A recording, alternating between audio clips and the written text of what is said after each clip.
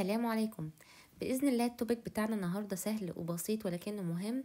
هنتكلم بإذن الله عن drug therapy of cough أو الأدوية اللي بنستخدمها في علاج الكحة. في البداية عايزين نعرف يعني إيه cough. الكوف هي عبارة عن explosive expiration of air. بتحصل إمتى؟ بتحصل لما يحصل عندي irritation للrespiratory tract، بيحصل عندي stimulation للكف. بيحصل لما يحصل عندي irritation للريسبيراتوري تراكت، سواء في عندي secretions او عندي foreign substance او foreign material دخلت عندي الريسبيراتوري تراكت. ده هيعمل stimulation للريسبتورز الموجودة عندي في الريسبيراتوري تراكت وهيحصل عندي الكف. ليه هيحصل عندي الكف؟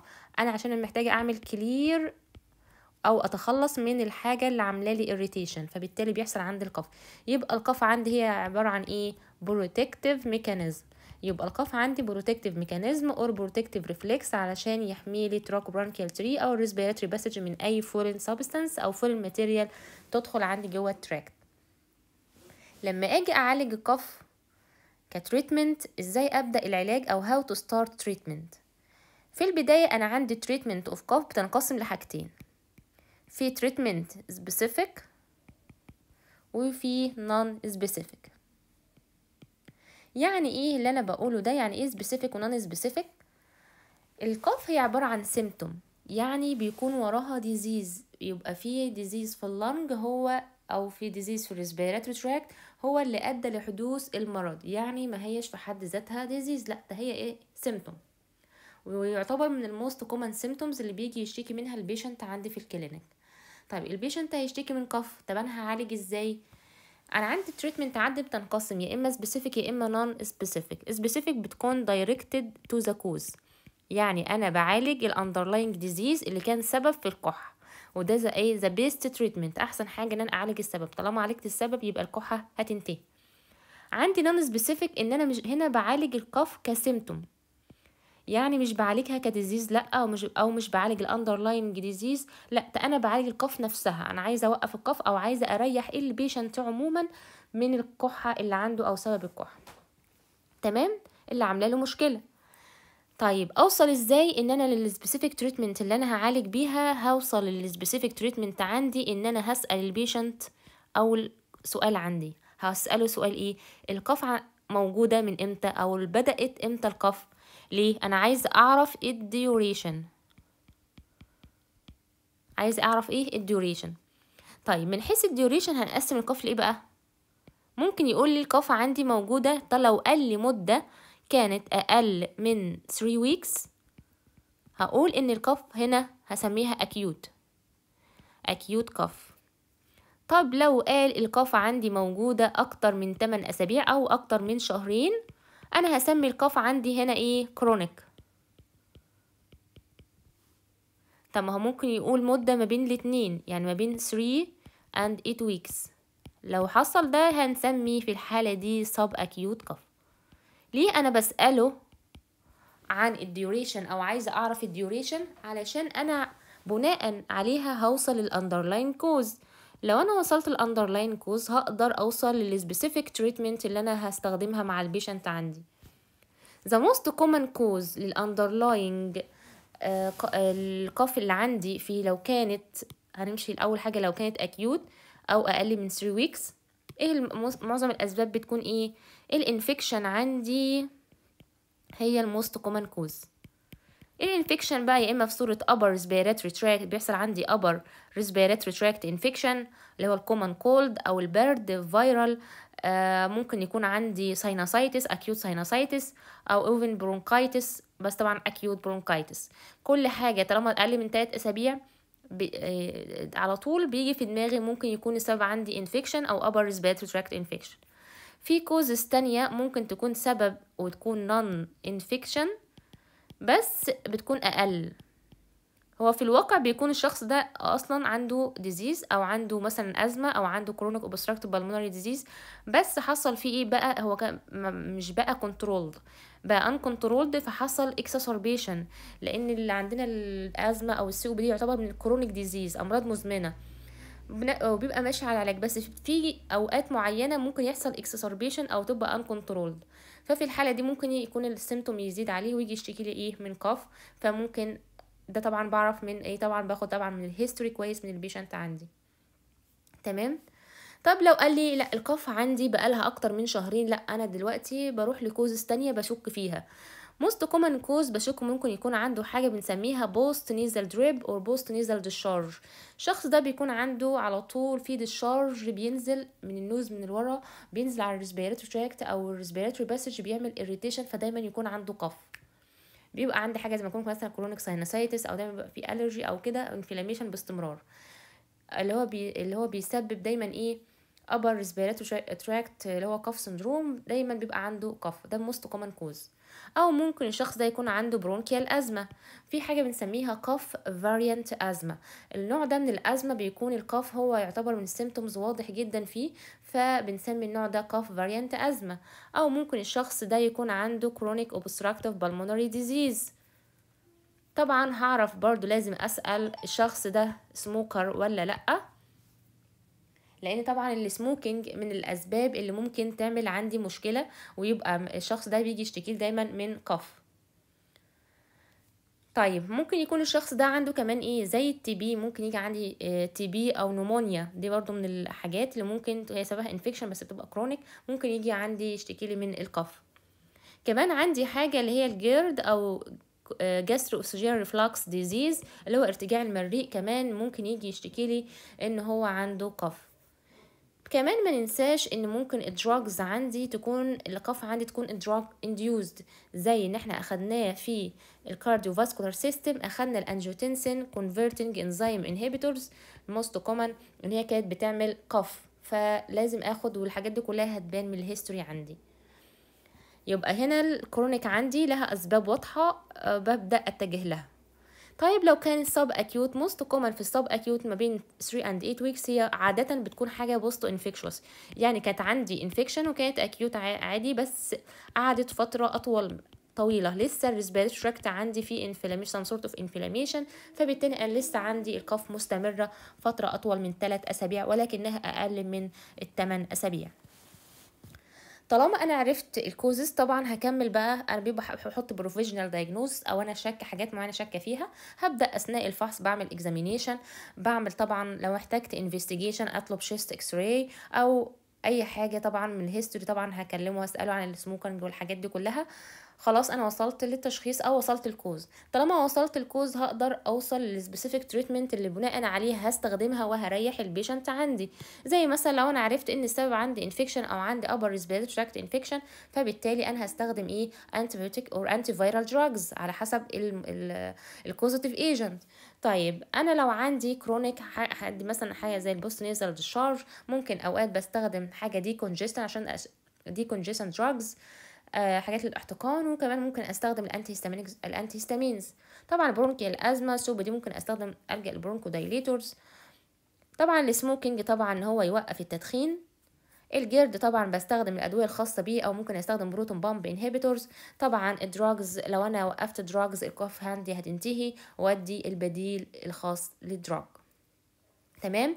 يبقى انا دلوقتي عرفت حاجه ان التريتمنت عندي، عشان اوصل للتريتمنت هسال البيشنت عندي، اول سؤال عندي عشان اوصل للسبيسيفيك تريتمنت ان انا اساله القاف موجوده من امتى عشان اوصل للديوريشن. يبقى انا كده عرفت السبيسيفيك تريتمنت. the best treatment is treatment of the cause. احسن علاج هو علاج السبب. طيب انا دلوقتي لسه مش عارف اوصل للسبب، او انا عرفت السبب بس انا عايزه اريح البيشنت عندي لان القف لسه مستمر، وطبعا القف ممكن تبقى اكزهوستد، مش قادر ينام، مش قادر يقوم بالشغل الخاص بيه. فانا هعمل ايه بقى في النون سبيسيفيك تريتمنت علشان اوصل او اعالج القف كسيمتوم؟ هسال البيشنت تاني سؤال. ايه هو السؤال عندي؟ هقول له القف نفسها، يا ترى القف دي معاها سبيوتم ولا ما كانش فيه عندي سبيوتم؟ سبيوتم عندي اللي هو البلغم. ليه بسأل كده؟ عشان اعرف نوع القف نفسها. لو كانت سبيوتم هقول على القف دي اسمها ايه؟ برودكتيف قف. يبقى القف هنا ايه؟ برودكتيف، او نقول عليها ويت قف. طيب لو ما كانش فيه سبيوتم يبقى القف عندي non productive. النون برودكتيف كاف او هنسميها دراي كاف، يبقى برودكتيف اللي هي دراي كاف ونون برودكتيف اللي هي دراي كاف. ليه كده؟ لان احنا قلنا طبعا ان اهميه القف عندي ان هي بتحميني من اي سكريشن او اي حاجه فورين سبستانس فورين ماتيريال داخل الريسبيراتوري تراكت. القف بتحصل عشان خاطر اعمل لها ايه، ان انا اعمل لها اكسبالشن او اتخلص منها. فبالتالي لما يكون عندي القف عندي ما فيهاش سبيوتم، تكون نو سبيوتم، ده معناها ان القف في الحاله دي هنسميها يوزلس، ملهاش اهميه قد كده. ليه؟ لانها مش بخرج حاجه، لا بالعكس ممكن تتعبني بزياده، مش هعرف انام لو كانت شديده، مش هعرف انام، مش هقدر اقوم بشغلي دايما. فبالتالي انا في الحاله دي القف عندي ايه، ملهاش اهميه او مش بتفيدني بحاجه. فانا في الحاله دي التريتمنت عندي هعالجها بايه، هبقى محتاجه ان انا اعمل لها انهيبيشن. انا مش عايزه القف، عايزه اوقف القف تماما، اعمل لها سبريس. يبقى مجموعه الادويه اللي هنستخدمها في الدراي نون برودكتيف كاف هي مجموعه الادويه اللي بنسميها الانتي تاسفز.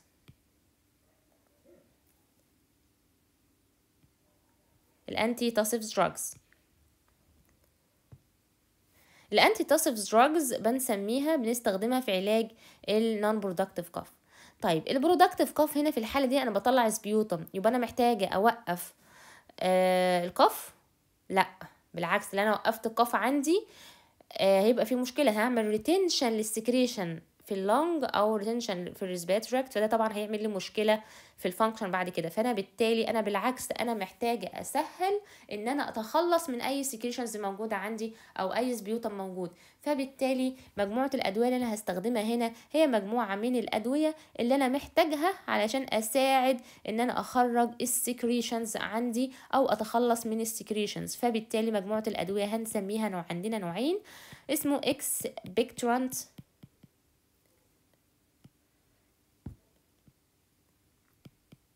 وعندي الميوكوليتكس دراجز. الاكسبكتورانت والميوكوليتكس بنستخدمها في في ايه بقى، في البرودكتيف او الويت كاف. انا الاكسبكتورانت اللي احنا بنقول عليها طارد البلغم، ميوكوليتك اللي هي مذيب البلغم.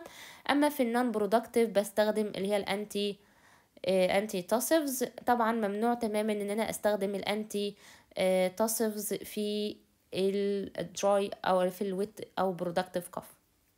تمام. يبقى انا دلوقتي بقى هنتكلم عن الانتي تاسفز دراجز، او هنتكلم او هنشرح الانتي تاسفز. اول مجموعه عندي الانتي تاسفز زي ما قلنا بتستخدم في دراي كاف، ممنوع ان انا استخدمها في البرودكتيف كاف اللي معاها سبيوتم. بستخدمها في الدراي كاف بتعمل ايه، ان هي بتعمل سبريشن للكاف نفسها. انا بوقف الكاف، سبريشن او انهبيشن للكاف، من حيث ان انا ممكن اقلل الانتنستي الخاصه بيها او كمان اقلل من الفريكوانسي اوف كاف. علشان اعرف الادويه هنا بتشتغل ازاي، فانا محتاجه اعرف حاجه هنا هنسميها الكاف ريفلكس. ايه هو الكاف ريفلكس عندي؟ احنا قلنا الكاف دي عباره عن بروتكتيف ميكانيزم. لما بيحصل ستيميوليشن للريسبتورز الموجوده عندي في التراكوبرونكيال تري. التراكوبرونكيال تري عندي ممكن يكون عندي مجموعه من الريسبتورز، ميكانو ريسبتورز او كيمو ريسبتورز او ستريتش ريسبتورز عندي في اللنج.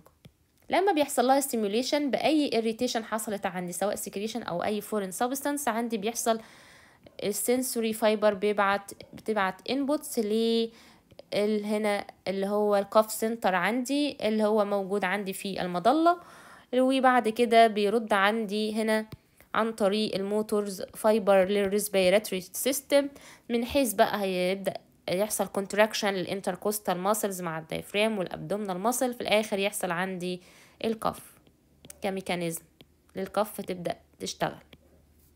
تمام. يبقى علشان كده الانتي تاسفز عندي هنقدر نقول، عشان نقسم الانتي تاسفز هنقسمها الى central drugs وهنقسمها الى peripheral drugs. سنترال يعني ايه؟ سنترال يعني بقى انا هشتغل كسنترال في الكاف سنترز عندي الموجود عندي في المظله. اما البريفرال فانا هشتغل على البريفرال بارت من الريفلكس اللي هو او البريفرال ريسبتورز الموجوده عندي في الريسبيراتوري سيستم. يبقى انا السنترال دراجز عندي هشتغل على الكاف سنتر في المظله، اما البريفرال فانا هشتغل بريفرال على الريسبتورز. في البدايه نتكلم عن البريفرال دراجز. زي ما قلنا البريفرال عندي ان انا هشتغل بريفرال على الريسبتورز او بعيدا عن الكاف سنتر. ممكن نستخدم عندي اللي هو الستيم انهاليشن. يعني ايه ستيم انهاليشن؟ ان انا بستنشق او بشم البخار الميه. هنا البخار هنا هيأكت از مثلا ديمالسنت او حاجه ملطفه او مرطبه للريسبيراتوري تراكت، فبقلل من الاريتيشن الموجود عندي، فبالتالي الكحه عندي بتهدى. كمان ممكن الستيم انهاليشن ممكن اضيف له كمان حاجه زي المنسول او التنكشر بنزوين. ده بيساعد، او ممكن يقول مثلا هو بيدي ريحه او حاجه، بس الفكره ان انا عندي بخار الميه نفسه ان انا بستنشقه ده بيعمل ايه؟ بيهدي من الكاف، اللي هو بيعمل act as a demulcent او soothing effect للريسبيراتوري تراكت. عندي دراج تاني اسمه بيزوناتيت. البيزوناتيت عندي يعني ليه علاقة بالبروكين، اللي هو عبارة عن ايه؟ يبقى هو كستراكشر فهو related للبروكين، وهو act as a local anesthetic drugs. يعني ايه local anesthetic؟ كأنه local anesthetic يعني مخدر موضعي، بمعنى ان هو بيخدر الريسبتورز عندي الموجودة في الريسبيراتوري تراكت، بيقلل الإحساس فيها. لما يقلل الإحساس فيها الانبوت اللي كانت بتوصله عن طريق السنسوري فايبرز للكاف سنتر، الكاف سنتر عندي اللي هو موجود عندي في المظلة مش هيكون موجود. يبقى أنا كده إيه؟ لما أقلل الستيميوليشن للكاف سنتر فبالتالي الكاف عندي هتقل. يبقى أنا كده في البنزوناتيت اللي هو الخاص بال كبريفرال هيشتغل كاكت از ا لوكال انستيك دراجز، اللي هو بيقلل الاحساس او اللي هو في الريسبتورز الموجوده عندي في الريسبيراتوري تراكت، ففي النهايه هيقلل الاستيميوليشن اللي بيحصل للكاف سنتر فهيقلل الكاف. ده اللي بيحصل في البيزوناتيت. تمام. في عندي بقى نتكلم بقى عن الادويه السنترال عندي في عندي اوبيود ريليتد ونون اوبيود او الانتي هيستامينز. الاوبيودز عندي طبعا الاوبيودز في البدايه خالص ليها ريليتد طبعا المورفين، وسبق واتكلمنا عن المورفين. بس طبعا المورفين او الحاجات اللي كانت بتستخدم المورفين طبعا من الحاجات السترونج، فبالتالي ولها ادفرس افكت، فبالتالي احنا مش بنستخدمه نفسه في علاج الكف. طب بنستخدم ايه من مجموعه الاوبياتس عندي؟ بستخدم عندي الكودين والفولكودين. طبعا دي الحاجات دي من حاجات بنسميها ناركوتكس. طبعا ناركوتكس طبعا اللي هي الحاجات دي بيكون لها ادفرس افكت، والادفرس افكت اللي بتحصل معاها ادى استخدامهم بقى قليل مش زي الاول. طب بدأنا نطلع بعد كده مجموعة تانية اللي هي النوسكابين والديكستروموسورفان، طبعا اقل في الادفرس افكت. ممكن كمان هم نون ناركوتكس. كلمة ناركوزس يعني بتبقى ايه؟ عبارة عن الأدوية الانديوس سليب، يعني تحس مثلا أو بتعمل سيديشن أو بتقلل الوعي. مشكلة المجموعة دي من الأدوية أو مجموعة الأوبيودز إن احنا قلنا كان ليها adverse effect اللي هي كانت بتعمل drowsiness، وكانت بتعمل عندي sedation، وكمان مع الكرونيك يوز كانت بتعمل لي constipation. طبعا الكونستيبيشن برضو من الحاجات اللي كانت ايه؟ بتعمل مشكلة. كمان بتعمل dependence او ممكن تعمل لي عندي ادمان. طبعا لما الناس بدأت تاخد بالها ان الحاجات دي فيها حاجات dependence بقوا بيستخدموها طبعا ايه؟ non therapeutic uses، فبالتالي استخدامها طبعا قل. وكمان بالاضافة ان هي in high doses بتعمل لي respiratory center depression، بتعمل لي inhibition للريسبيراتوري سنتر، وده ممكن طبعا يؤدي للدس. طبعا الحاجات دي كلها بدأت تقل. يعني مثلا لو عملنا كده هنقول اقل دراجز فيهم هو الديكستروموسورفان من حيث الحاجات او الادفرس افكت هنا. بس الديكستروموسورفان برضو في نفس الوقت لو انا استخدمت هاي دوزز منه لو كمان هو بيعمل عندي هالوسينيشن، ممكن يعمل عندي هالوسينيشن. دي عبارة عن الادوية السنترال او الاوبيودز او ريليتد للاوبيودز. بعد كده بقى هنتكلم عن الانتي هيستامينز. الانتي هيستامينز زي عندي اللي هو الدايفينهيدرامين. طبعا مجموعه الانتي هيستامينز كنا اخدنا ان هي بتنقسم لفيرست جينيريشن اند سكند جينيريشن.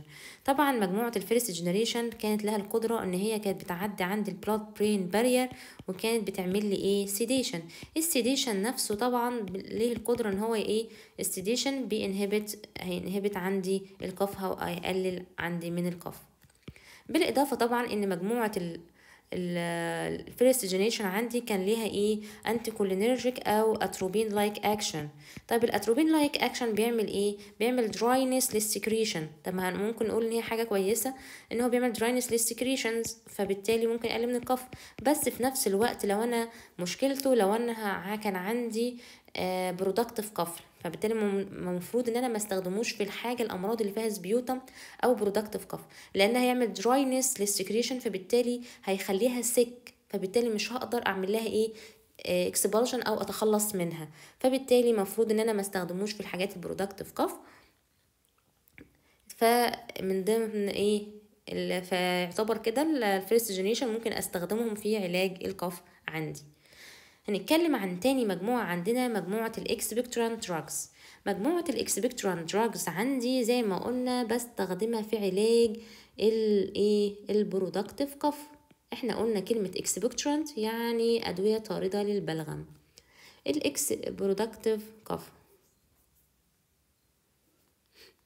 طيب البرودكتيف قف عندي بستخدمهم في البرودكتيف قف بستخدمهم مع الاكسبكتورانت. وظيفتهم ايه؟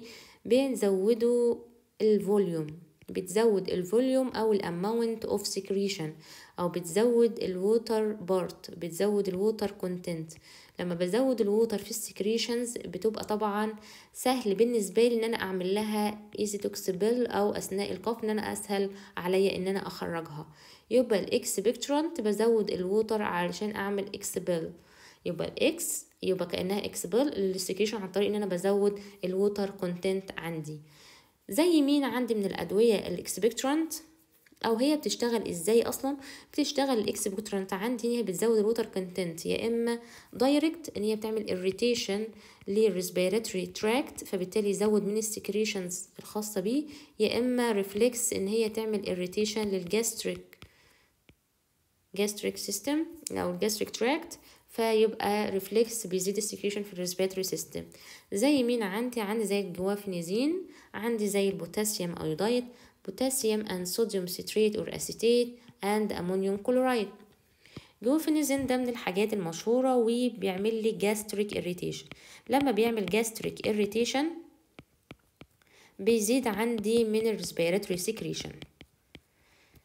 مهم كمان ان انا اعرف البوتاسيوم ايودات عندي ممكن يعمل عندي adverse effect. من ضمن الادفيرس افكت في اشخاص بيبقى عندهم الرجي للبوتاسيوم، فممكن يعمل عندي هايبر سنسيتيفيتي، فبالتالي انا الاشخاص اللي عندهم الرجي يفضل ان انا ببعد عنه في الاستخدام. عندي كمان ممكن يحصل عندي طبعا الايودايد ممكن يعمل لي يأثر على الثيرويد فانكشن او ثيرويد ديسفانكشن ويأثر فيها. طبعا الايودايد كمان بيأثر على باقي السليفري جلاند. السليفري جلاند ممكن يحصل عندي فيها سويلنج، او ممكن يزود من السكريشنز الخاصة بالسليفري جلاند. كمان بيعمل عندي irritation للريسبيراتوري and gastric system، irritation للريسبيراتوري والجاستريك سيستم، respiratory and gastric system. دي من ضمن الادفيرس افكت اللي ممكن تحصل مع استخدام الايودايد. نتكلم بقى كمان عن تاني حاجة بنستخدمها في البرودكتيف كاف هي الميوكوليتيك دراجز. طبعا زي ما قلنا الميوكوليتيك في البرودكتيف كاف. يعني ايه ميوكوليتيك؟ هي مجموعة الأدوية اللي بتستخدم في إذابة البلغم.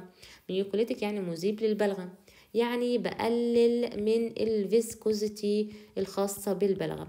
البلغم عندي بيكون في صورة خيوط أو ستراندز متصلة ببعضها. انا بقلل الفيسكوست عندي. من ضمن الادويه اللي انا بستخدمها الاستايل سيستين اند كاربوسيستين. ده بيعمل ايه؟ انا عندي هنا لو عندي ستراند متصلين او تو ستراند متصلين ببعض ببوند اسمها دايسلفايد بوند. لان استايل سيستين بيعمل ايه؟ بيكسر الدايسلفايد بوند اللي هو بيعتبر اس اتش دونر، بيدي الاتش اس اتش الستراند ده الاس هتتصل بالاتش وتبدأ تنفصل، والستراند التاني هياخد اتش ويبدأ ينفصلوا عن بعض، فبالتالي بيدوب من الميوكس، فهو يبقى سهل ان انا اخرجه. يبقى هو بيكسر ايه؟ الداي سلفايد بوند الموجودة عندي في الميوكس. عندي اللي هو البروم هيكسن، بيعمل ايه البروم هيكسن؟ البروم هيكسن بيعمل دي بوليمرايزيشن للميوكس عندي، للميوكس، كأنه بيدوبه فبيسهل ان انا اخرجه. طب الامبريكسول عندي بيعمل ايه؟ بيعمل ستيميوليشن للنوموسايت تايب 2 سيل اللي بتفرز او بتطلع لي اللي احنا بنقول عليه السيرفاكتان. السيرفاكتانس عندي مفروض ان هو كان بيعمل ايه؟ act as anti glue، يعني بيمنع التصاق الميوكس عندي للريسبيراتوري تراكت، فبالتالي اثناء القف بيسهل ان انا اخرجه. تمام. يبقى هنا اللي قلنا كده الحاجات اللي بتشتغل كميوكوليتك، عندنا الاستايلسيستين اند كاربوسيستين، وعندي البروم هيكسين، وعندي الامبريكسول، اللي هو الفكره بتاعتهم كلهم بتتلخص ان هو بيقلل الفيسكوستي للميوكس، فبالتالي يكون سهل ان انا اخرجه. ممكن يحصل معاهم ادفيرس افكت، ممكن يحصل معاهم ادفيرس افكت، ممكن يحصل برضو معاهم هايبر سنسيتيفيتي، كمان ممكن يحصل معاهم gastric irritation، كمان ممكن يحصل معاهم برونكوسبازم، وبيكون خصوصا البرونكوسبازم خصوصا بيحصل مع الان استايل سيستين، مع الان استايل سيستين. في محتاجين نعرف كمان حاجة، ان الاستايل سيستين ده بيستخدم في حاجة تانية قبل كده اخدناها زمان، او مفروض ان احنا نعرفها كويس، ان هو بالاضافة لكده ان هو بيستخدم كمان في حاجة في الباراسيتامول توكسيستي. التوكسيستي لما بيحصل عندي توكسيستي من الباراسيتامول بنستخدم الان استايسين، ده من ضمن الاستخدامات الخاصة بيه، اللي هي يعتبر استخدام بعيد عن استخدامه كميوكوليتيك دراج. في حاجة عندي اسمها دورنيز الفا. دورنيز الفا ده من الحاجات الميوكوليتيك، كمان ميوكوليتيك، بيكسر الدي ان ايه بارت في النيوتروفيلز اللي هي بتبقى انفيدنج للميوكس، وبيستخدم mainly في مرض السيستيك فايبروزيس. عندي كمان الووتر فيبر. عندي الووتر فيبر طبعا مش بس كمان احنا قلنا ممكن بيدي ديمالسنت او احساس سوسنج افكت، لا هو كمان يعتبر ميوكوليتيك، وكمان يعتبر اكسبكتورانت.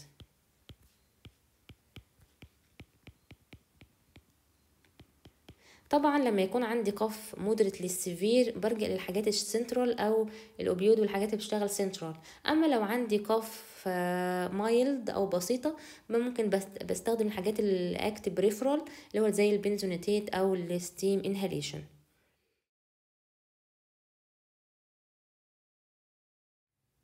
بعد ما اتكلمنا عن الادويه محتاجين ان احنا نلخص الموضوع كده ببساطه شديده.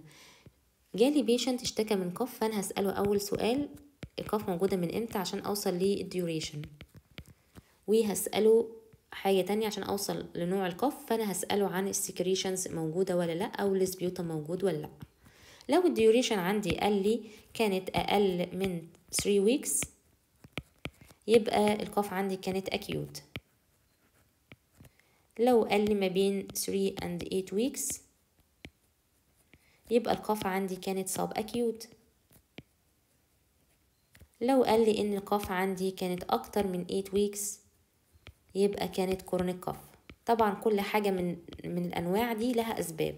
وصلت للكوز عندي هبدأ استخدم بقى السبيسيفيك تريتمنت. بقى السبيسيفيك تريتمنت عندي سواء يا اما هستخدم انتي فيرالز او انتي بايوتيك. انتي فيرال كسواء لو في انفكشن او انتي بايوتيك. ممكن استخدم برونكو دايليتورز لو في ازمه، برونكو دايليتورز. لو الحاجه ريليتد للالرجي ممكن استخدم الانتي هيستامينز، وهكذا. التريتمنت هنا دايركتد للكوز. لو كان عندي سكريشنز هيقول لي يا اما كانت موجوده، هيبقى في الحاله دي هتبقى عندي برودكتيف كف، او الكف عندي يوزفول بتطلع عندي سكريشنز. طالما عندي سكريشنز يبقى ممنوع ان انا استخدم الانتي تاسيف، كونترا انديكيتد. هستخدم مجموعه الادويه اللي هي اكسبكتورانت and mucolytic. طيب لو القف عندي قال لي لا مفيش عندي اي سكريشن او مفيش عندي سبيوتم، يبقى كانت unproductive او دراي كف. الدراي كف هنا في الحاله دي بتبقى يوزلس ومحتاجه ان انا اوقف. فبنستخدم مجموعه الادويه اللي احنا بنسميها انتي تاسيفز، اللي هي انهبت القف في اما سنترال، بتشتغل سنترال في المظله، او بتشتغل بريفرال على الريسبيراتوري تراكت. بنستخدمها اكتر في السيفير من مودريت سيفير كاف، اما البريفرال بنستخدمها اكتر في المايلد كاف. بكده نكون انتهينا من الدراج ثيرابي اوف كاف. اتمنى تكونوا استفدتم على قدر الامكان. شكرا جزيلا.